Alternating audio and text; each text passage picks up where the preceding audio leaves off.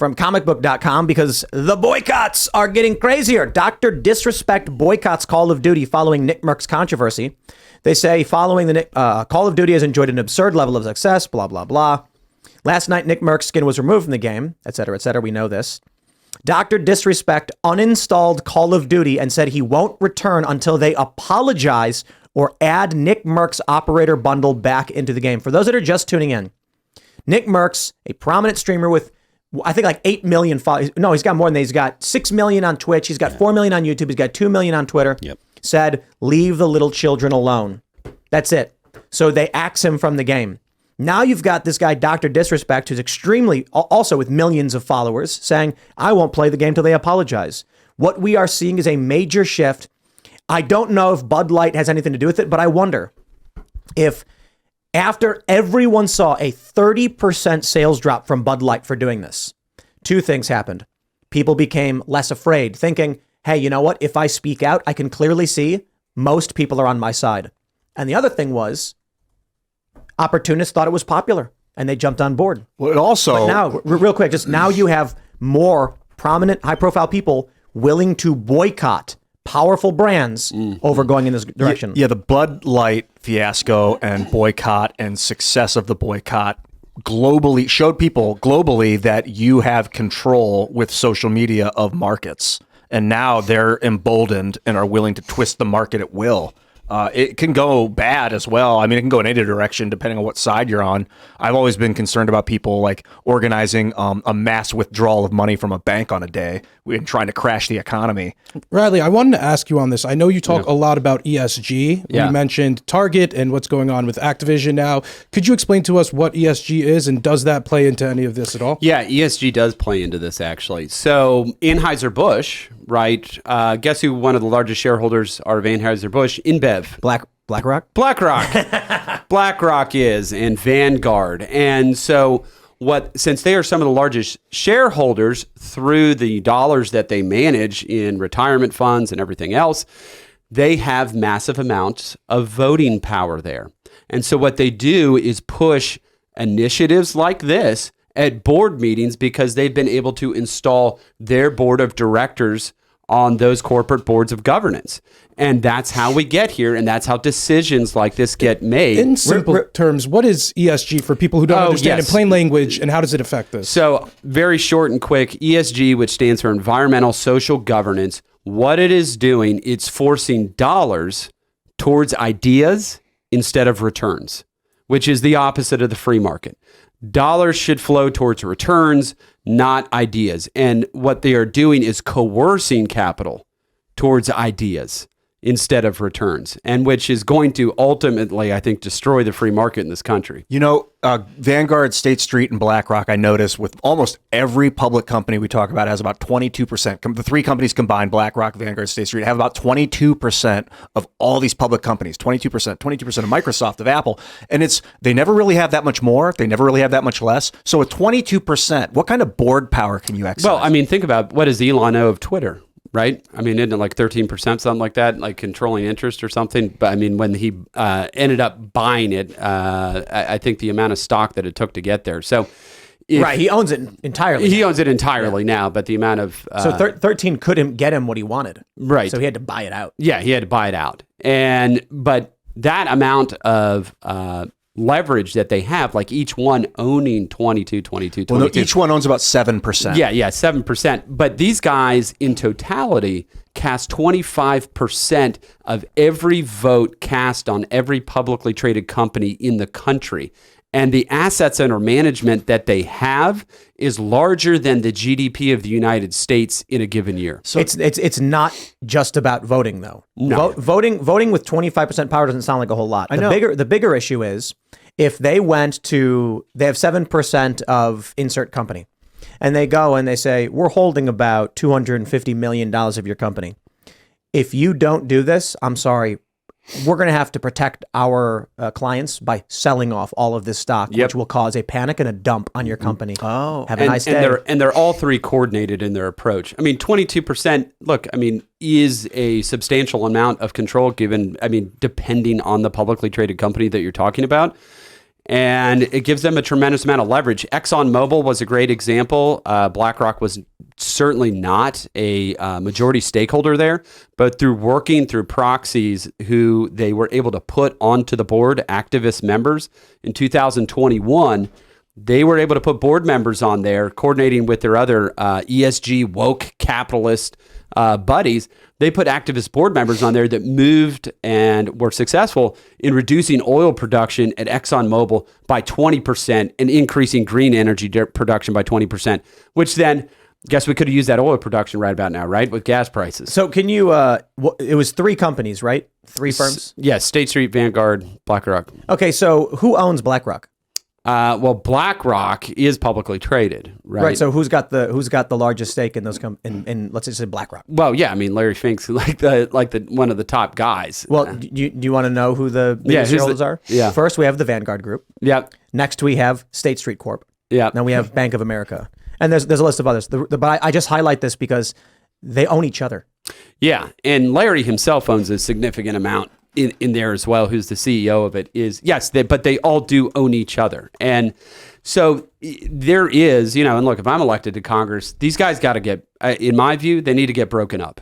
Yeah, for sure. I'm looking at BlackRock Inc. and it's owned 5% of it's owned by BlackRock Fund advisors. Yes. Riley, for a moment, I wanted to follow up on this ESG stuff and kind of play the devil's advocate's role because a lot of people are pushing for this. Many people are saying that free markets aren't working for everybody across our countries nowadays, and we need to start worrying about the stakeholders, i.e. employees or workers, more than just the shareholders, like where the capital is coming from. How would you respond to somebody who's saying this is really about helping workers? Stakeholder capitalism is fake. That is not a real thing. Stakeholder capitalism. So when we in West Virginia, we did a restricted financial institution list for companies that were boycotting the fossil fuel industry. And I spoke to a lot of the biggest financial institutions in the country. And the end of the day, a publicly traded company, their job is to maximize shareholder value, right? And when I talked to them, I said, well, what stakeholder capitalism to you? And they're like, well, people that have different interests. We have, communities of color, indigenous people. We have green energy. We have environmentalists and this and that. And I said, well, what about the shareholder? Where do they fit in there? They're like, well, they're one of the stakeholders. Let me just real quick, just 1 second to insert this. Pull this up. According to Yahoo Finance, the top institutional stakeholder of Vanguard is BlackRock. It is. You are right. Crazy. They should be broken up. Yeah. Anyway, Elad, sorry. The follow-up was going to be that, oftentimes that because it's, this is what people would argue, that when it's just the shareholders in charge, some companies get gutted out and it doesn't help the workers. And some people are just looking to benefit on the back end, stock side, finance side of it. So that's kind of my follow-up. The shareholder capitalism, is not helping the employees. Sure. So exactly, the stakeholder capitalism, the idea of it is supposedly, although the devil's in the details and it doesn't actually, but I misspoke there. So in terms of shareholders, some of these guys do get some type of stock option and blah blah blah, and some of this, the share or the stakeholder version of that, it's not helping the employees either. This isn't helping the so at ExxonMobil's board, it's not a bunch of employees that said we want to reduce oil production, so we're working less. No, this was pushed by BlackRock and then Engine One, which was a former employee of BlackRock who started their own company and were able to get onto that board to help facilitate bringing these leftists onto the board to try to destroy ExxonMobil from the inside out. All this does is essentially redefine, and this is where it gets slippery, and this is by design, what risk is. Right? What risk is. How do you define risk? Well, they define risk by not being diverse enough. They define risk by global climate change. What they need to define risk is by the very simple definitions, what are called pecuniary factors of material financial risk and return.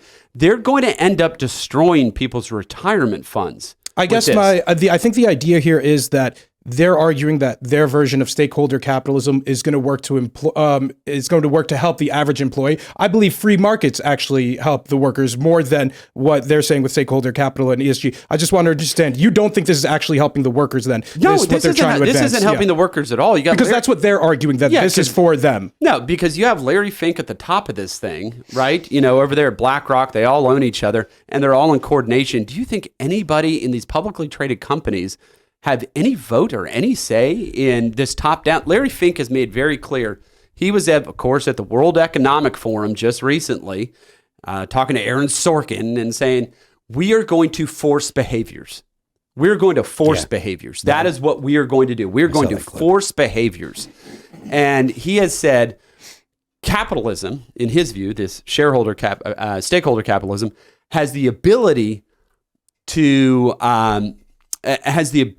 essentially control people's behavior, right? Has the ability to shape the world, is what he said essentially. I got a correction. That last stock I showed wasn't Vanguard. It was a different company called American Vanguard, and they're confusing, and it's actually very difficult to find who are the largest shareholders of Vanguard, which is different. But I will pull it up. So Larry Fink says it has the ability to shape society. But what if we don't want the same shape of society that Larry Fink does? I want to interject. I want to interject on that. The idea that we should be shaping society, every time that's been tried in human history, it's ended with piles and piles of dead bodies. Yes. When they try, like if you listen to Marx, he talked about new socialist man, that man is not ready for the socialist system. You have to remake man.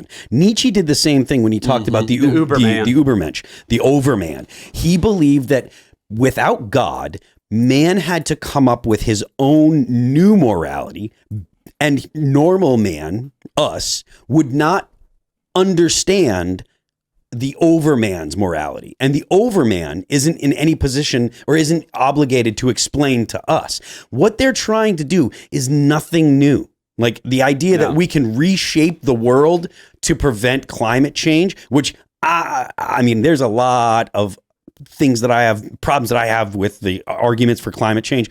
But the effort to remake humanity always ends with piles of dead bodies. The Nazis did it. The communists did it more than once. Pol Pot, 2 million people died in Cambodia. That was 20% of all of the people in Cambodia. There was 8 million people in Cambodia before Pol Pot. They killed 2 million people. Mao tried to change. Mao believed that the sparrows were a problem and they weren't communist. So they were eating the seed. And so he told all the people in China, kill the sparrows. Don't let the sparrows land. And what happened was, because the sparrows were not there to eat the bugs ate all the crops, and there was a famine, and millions of people died. When you try to affect the whole world, when you try to change mankind, humans always screw it up, and it always ends in piles and piles and piles of dead bodies. This ESG stuff is aimed at affecting climate change. You talk about the stuff that was going on in, I think it was the Dutch farmers that were having the problem. Yep. That's because they wanted to limit how much they could produce. They want to limit how much you can use fossil fuels. All of our fertilizer is fossil fuel based. It's all petrochemicals. Yes. If you don't have fertilizers, then you're going to have famines.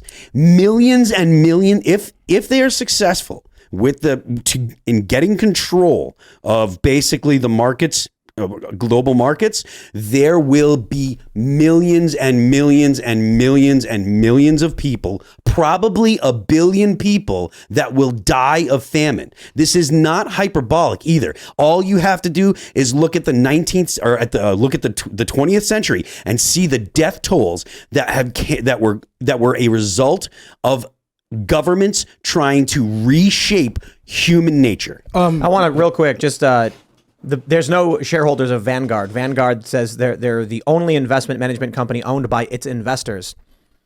Yeah, basically means the people who put their money in it, they're quote unquote the owners, but it's someone still runs it. Right.